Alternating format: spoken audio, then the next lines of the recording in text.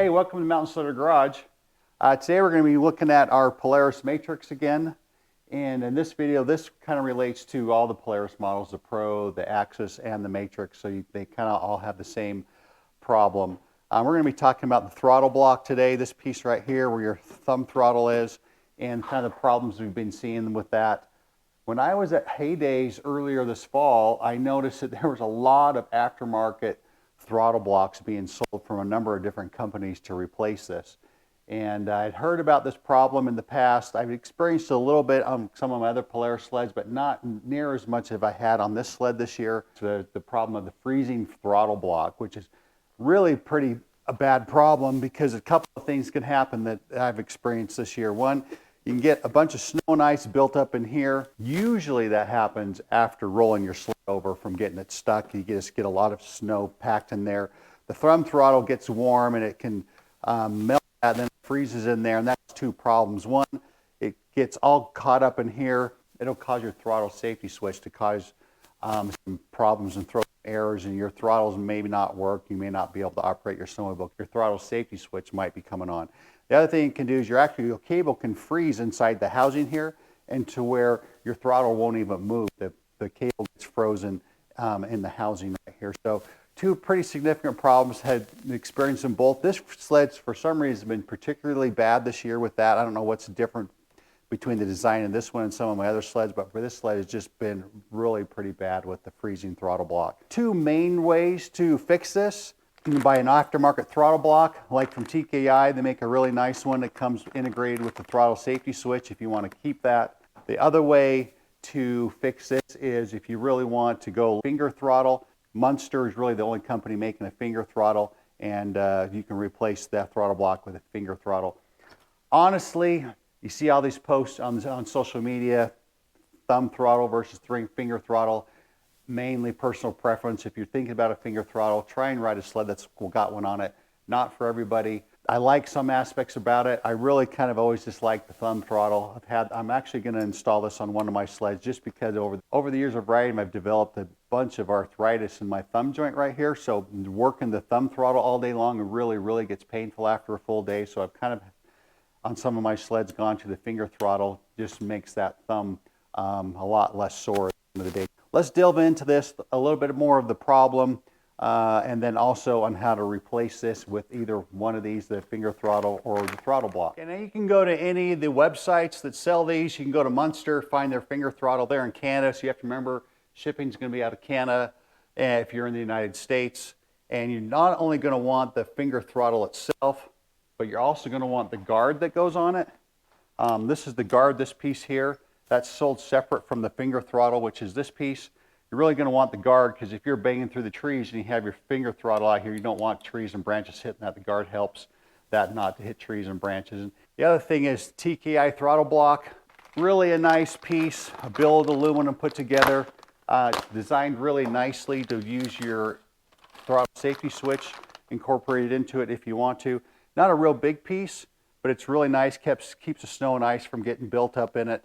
And these come in a number of different colors, which is nice if you're trying to color coordinate your sled. If you have a wrap or something, you want blue or pink or red or any of those colors. They anodize these in a number of different colors, which is really nice. So $160 for the throttle block. The left-hand throttle, the finger throttle is $210 just for the throttle itself. The throttle lever is heated, so that adds a plug and play into your stock electronics, whether you have a Skidoo or a Polaris or whatever. But also the guard that goes on, it's an extra $80. So you're about $300 Canadian total, and then you're shipping from Canada if you're in the US. So a couple of really nice options to keep this freezing problem at bay and not having problems with that while you're at them. But let's kind of look at this a little bit in detail, kind of what happens. All right, so here's my throttle block from a ride a couple of weeks ago. You can see here's my throttle here, here's my throttle cable, here's the housing right here. You have all this snow and ice packed up in here from the thumb throttle warming up when you have the heater on, and then it melts and then it compresses it. When you compress the snow, it makes a big ice patch in there. And really, this gap in here really messes with your throttle safety switch. You have to go in there and you have to clean and dig that out pretty good to get your throttle safety switch to start working correctly again. Kind of a big problem if you're going through the trees and your throttle starts acting up. probably this is a good reason of what it could be if you're having that problem on your snowmobile. And then the other thing that can happen, I made a little video of this.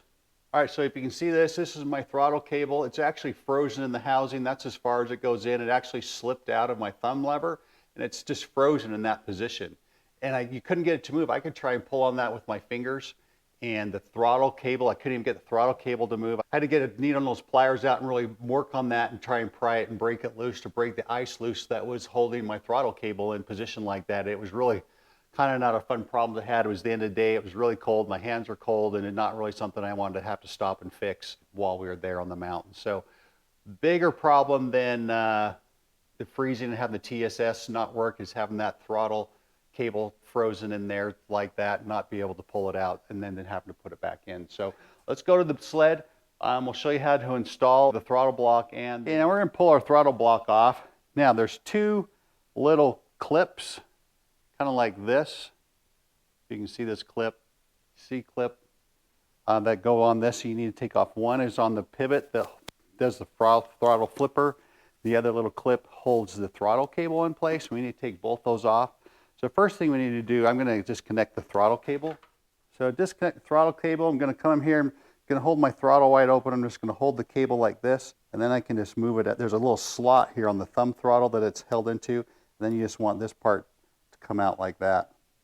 And then the next part we have to do, we're going to loosen. There's a 4mm Allen screw on the bottom of your throttle block that keeps it from twisting, and we're just going to loosen that so we have our throttle block moves a little bit more freely.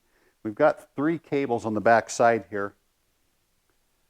We've 3 electronics cables on the back side. The top one here is your throttle safety switch. The middle one is for your hand warmer here, and the bottom one here is for your heating element on your throttle, on your thumb throttle. So just be careful with those wires. You don't want to put any tension on them or we're at risk of breaking them. So first thing we're going to do is we're going to take off our thumb throttle. And there's a little clip right here we need to take off. And when you do this, I like to use a little magnetic metal basin that you can put on here. So you're inevitably probably going to flip this off or drop it. You just get a little pointer in here, kind of pry that off. So looks like that. You just get your little pointer in here into one of these holes and pry that out. And you're going to save that. You're going to push the pivot out here. It's got a couple little washers on it, as you can see. You want to make sure you don't drop those anywhere. So we're just going to kind of slowly pull that off, get it out of the way, and just get our thumb throttle over there. That way we have better access to the rest of this. On this side of it, there's 1, 2, 3, 4 screws we have to take out that hold this piece of the throttle block into this piece. We're going to take those 4 screws out. Okay, now that we got our 4 screws out of the block here itself, we can scoot this piece back and we can kind of just pull that piece up out just like that. And then the next thing you want to do, there's a piece on the bottom that we're going to slide out. So if we go around to the front side, this piece on the bottom here, this piece just slides out like this. You want to put that piece out, and then you got your throttle block that just kind of pulls off just like that. And the last thing we have to do is disconnect our throttle safety switch, which is this wire here, and then our throttle cable right here. And we come back around this side. Now our throttle safety switch just pulls out like that. That's the switch itself right there. It's just a switch on and off when you push your throttle. It just pushes that switch in and out. Now if we're going to use our Munster finger throttle, we're actually going to get rid of this and bypass it. If we use our TKI throttle block, we're going to keep this and re-indicate this into our throttle block. Then the last thing we have to do, which is sometimes not the easiest thing to get to, there's another clip that looks just like this one down inside the throttle block right here that holds your throttle cable in. And I kind of did it this way just to kind of, and this is not the easiest thing to get out. All right, now I got that clip off. Now our throttle cable should just kind of pull out of here, and then it goes out just like that. Now, if you can't see what we're doing, if you can see this, we're going to come in close here. You can see there's this little clip I had. This little clip was in this little groove here. And that little clip, you got to pry off that groove when you're getting your throttle cable out. All right, now we have our throttle cable here. We have a little rubber seal that we pulled off the little groove where it goes on. So we're just going to pull our throttle cable out like that. We're just going to slide it on where it goes in position like that. And then we're going to pull it through so it's sticking through like that. The next thing to do, we're just going to take our little C-clip we took off before, get it on the end of a little needle nose pliers like that. We're just going to put our C-clip back on to hold our throttle cable in where it's supposed to go. So we got our C-clip on. We're going to push our little rubber seal back down where it's supposed to be in its little groove. All right, now so we got our C-clip on there, our little rubber seal on right there. Now we're just going to put this on the handlebar here and install the backside. We have our new, this is the TKI throttle block here. It's got a little machine spot on this interior surface here where the throttle safety switch goes. I'm going to put that in place where it goes just like that. Then the other side of this, it's got a machine surface as well that's going to mate with the other side of the throttle safety switch. And that just fits together like that. And then we can put our screws in that hold both those pieces together.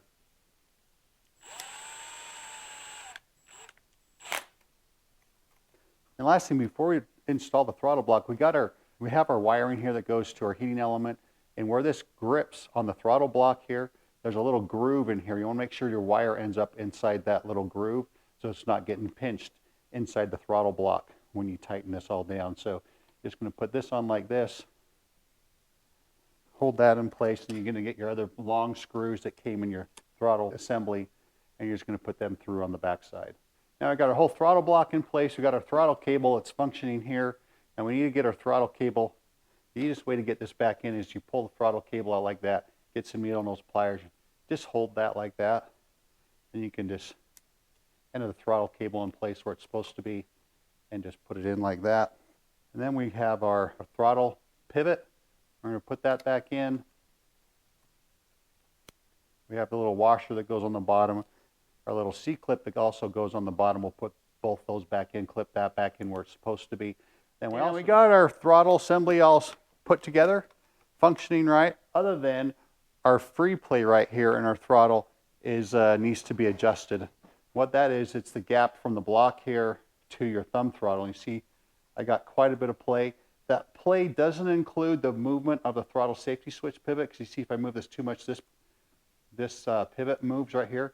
So our free play is the play you had before that part right there moves. So we need to adjust this to factory spec.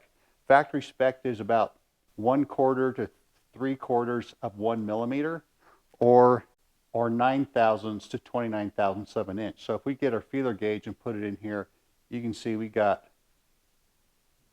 way too much space in here. So we're going to have to go in. We got our side panel off. We have to go in down in here and we'll find our throttle cable adjustment, which is clear on the Matryx. It's clear up under here. It's under this rubber piece here. So we're going to have to pull this rubber back. And if you can see, we have some threads here. So we need to unscrew this 10 millimeter bolt here, and we're going to adjust this right here to get rid of our play in our throttle assembly. Okay, so just because you can't really see what I'm doing underneath the hood, if I try and show you underneath there, I have this throttle cable that's out. So underneath the hood on the Matryx, you can pull the little rubber seal back on the throttle cable like that, and you're left with an 8 millimeter and a 10 millimeter. You want to loosen the lock nut on here like that. And that allows you, if you unscrew this, that's going to tighten your space in your throttle. And if you tighten it, turn it the other way, it's going to give you more space. So by turning this back and forth, you can tighten or loosen the space on your throttle. And then when you're done with this, you want to make sure you tighten your lock nut back down, put your rubber cover back on it, and then you're good to go. On some machines, this is found like on this Matryx underneath the hood. On other machines, this is actually found in the handlebar part of your throttle cable. So you just have to figure out where this piece is if you're going to adjust this on your throttle. Okay, now we've got our throttle cable adjusted. If we zoom in here, you can see I have a lot less play than I used to. That's about right where you want to be. You have enough play there that the throttle safety switch here is going to work as it's supposed to. Now, if you're going to install a Munster finger throttle like this, you don't put this throttle safety switch back in. I'm not going to show you how to install this because it's essentially the same as this, other than this one step. You don't put the throttle safety switch back in this. You have to undo the wiring, follow the throttle safety switch wiring down. Underneath the side panel over here, there's a little black pouch that velcros together that you'll find the connector in if you follow the wire in down from the throttle safety switch. You unplug that wire, And then you have a throttle safety switch bypass that looks like this that you plug into where the throttle safety switch was in your wiring harness. And there you go. We're all done. We're ready to go ride this. We're going to have to worry about the freezing throttle block or the snow getting caught in there and screwing up our throttle safety switch.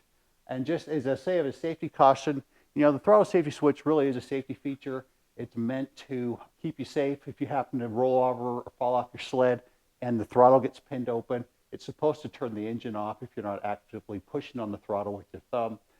So it can help you in an event that you come off your snowmobile and that for some reason the throttle sticks wide open. So make sure you always wear a tether. That way if you come off your sled, you pull the tether. And the tether is just always a really nice piece of safety equipment to have. And you really should never ride, especially in the mountains, without one. Been a lot of accidents have seen the throttles that get stuck, and if the throttle safety switch or the tether was in place, the things that happened because of those wouldn't have happened. So anyway, nice little add-on for our Polaris, and we're going to ride this tomorrow. We got about 2 feet of snow yesterday in the mountains in Utah, so we're really excited. We're going to have a ton of overhead powder. This should really help us not have the problems that we've had in the past. So we're going to get out and ride this and compare it with our other snowmobile that doesn't have it on it, see which one performs better throughout the day, see if we have the problems on the other snowmobile that we're having this one with the throttle safety switch. And if you want more information on the throttle safety switch and how to adjust it on your particular Polaris or Arctic Cat, we have another video that's called Throttle Safety Switch in the general section in the videos on YouTube. You can look up the throttle safety switch video. There's a lot more information on it in there and how to adjust it if you're not going to a throttle block or something like this. So anyway, great products from TKI, the built throttle block, or if you want a finger throttle Munster. And we'll see you next time on Mountain Slider Garage.